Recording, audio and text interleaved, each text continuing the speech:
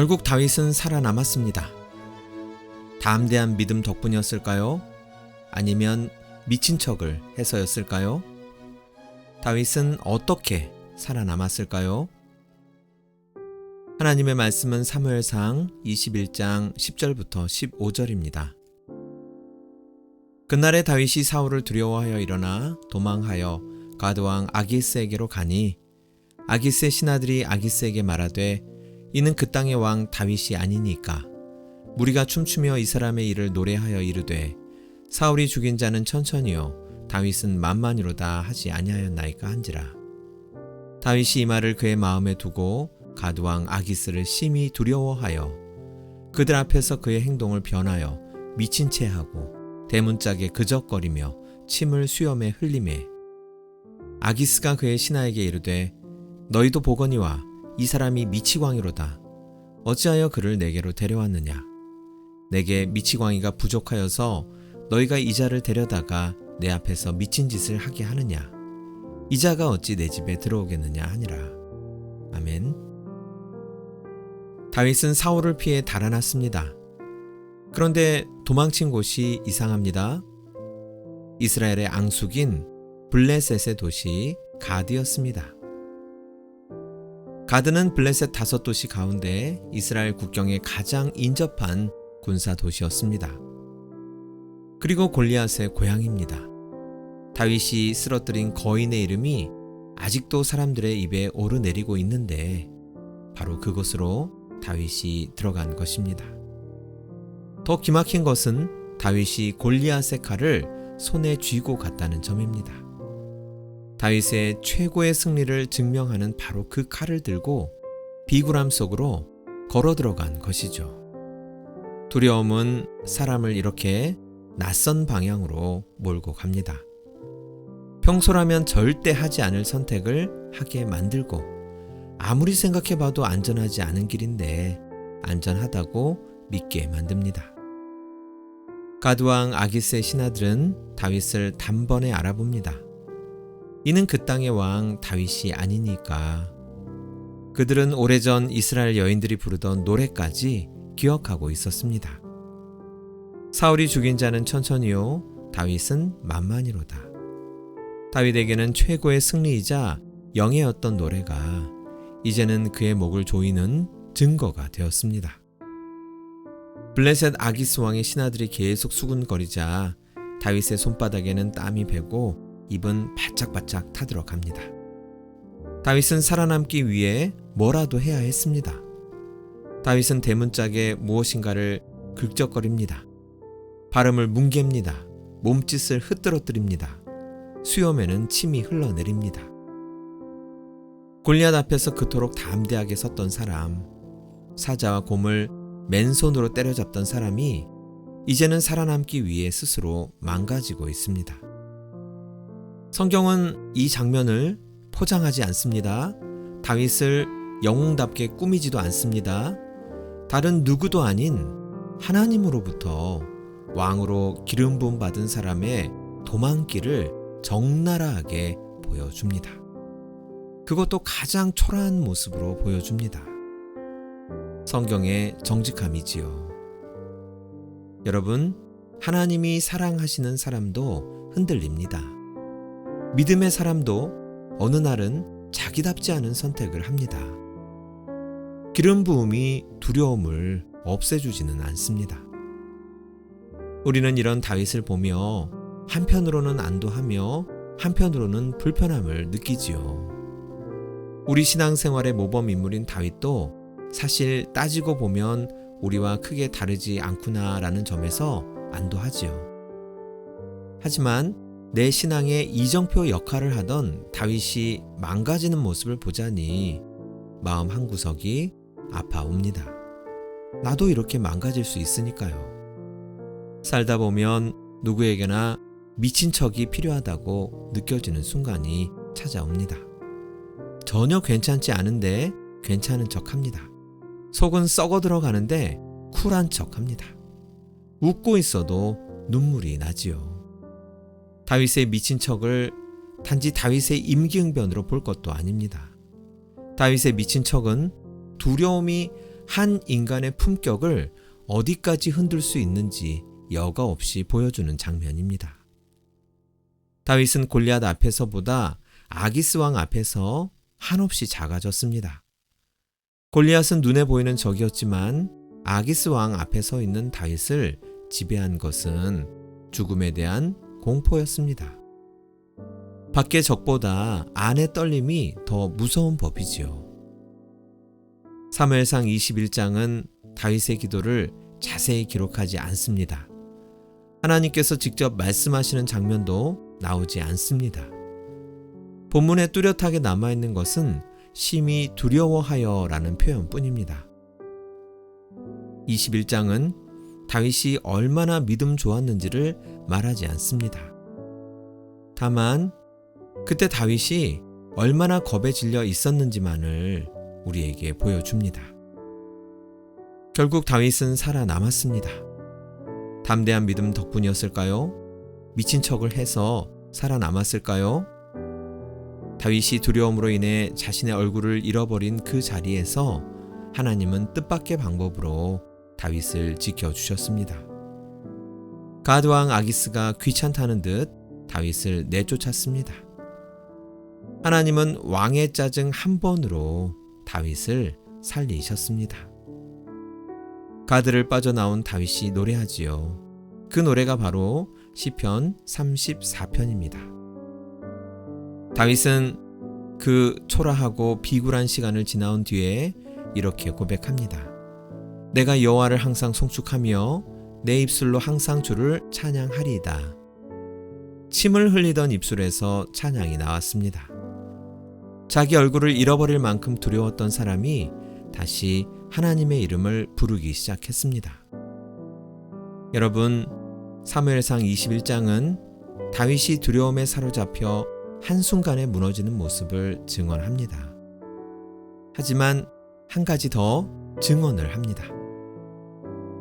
다윗은 삶이 무너진 자리에서 자신을 해석하는 방식이 달랐음을 말씀이 증언해 줍니다.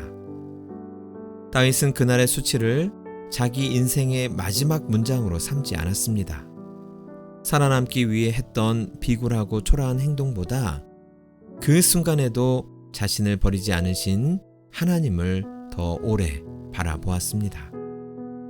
우리가 스스로 비굴한 행동을 한 뒤에, 스스로 수치를 떠안는 말을 한 뒤에 우리는 내 자신에게 실망하며 내 자신을 심하게 책망하지요. 다윗도 비슷한 길을 지나갔을 것입니다. 가드에서 빠져나온 뒤에 그는 자기 자신에게 실망했을지 모릅니다.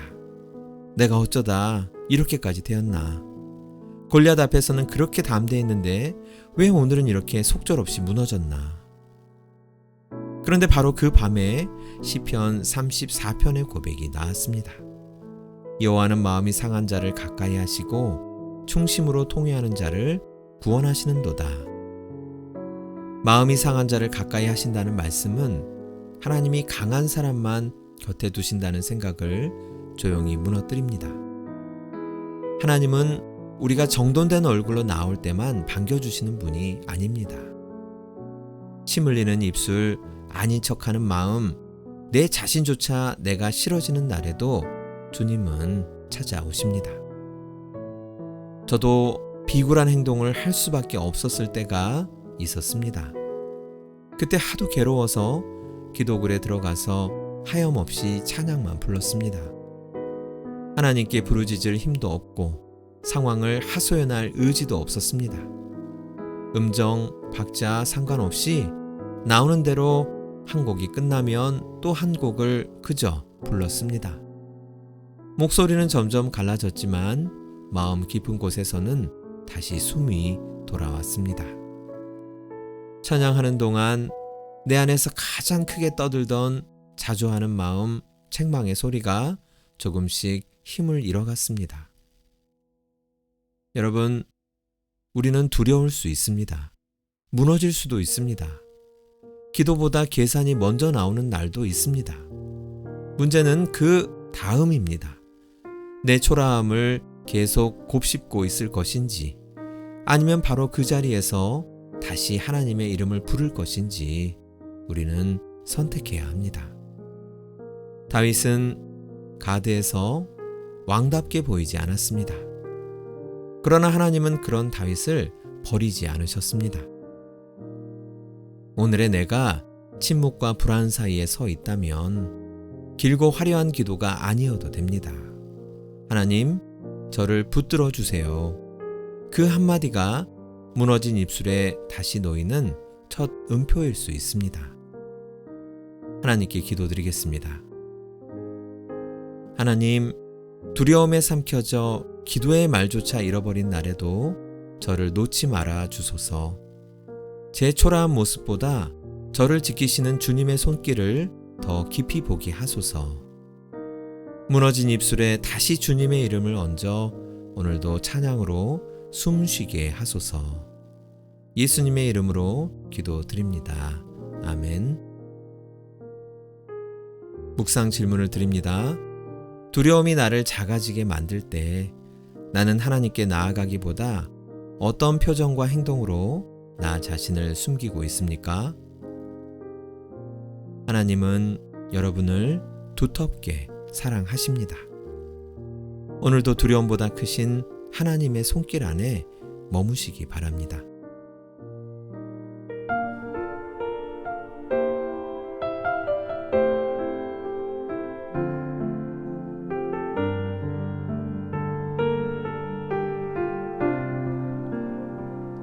내 모습 이대로 사랑하시네. 연약함 그대로 사랑하시네. 나의 모든 발걸음 주가 하시나니 날 인도하소서. 내 모습 이대로 사랑하시네.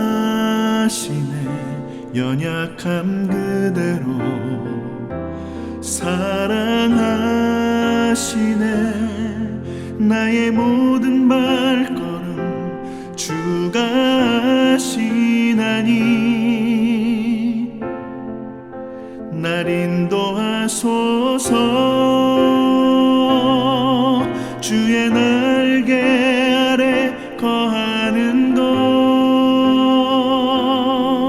주의 임재 안에 거하는 것, 나의 가장 큰 소망, 나의 가장 큰 은혜, 주와 함께 동행하느니 주의 날개 아래 거하는 것, 주의 임재 안에 거하는 것, 나의 가장 큰 소망, 나의 가장 큰 은혜, 주와 함께 동행하느니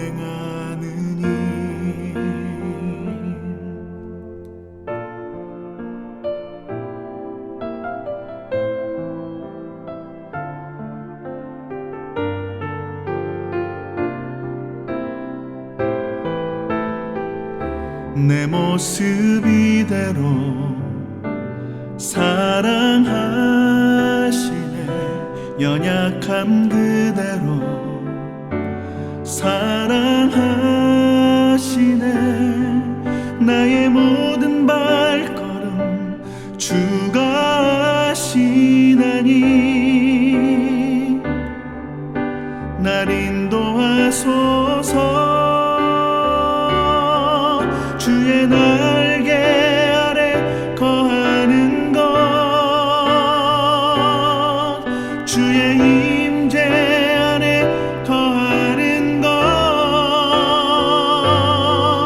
나의 가장 큰 소망, 나의 가장 큰 은혜, 주와 함께 동행하느니 주의 날개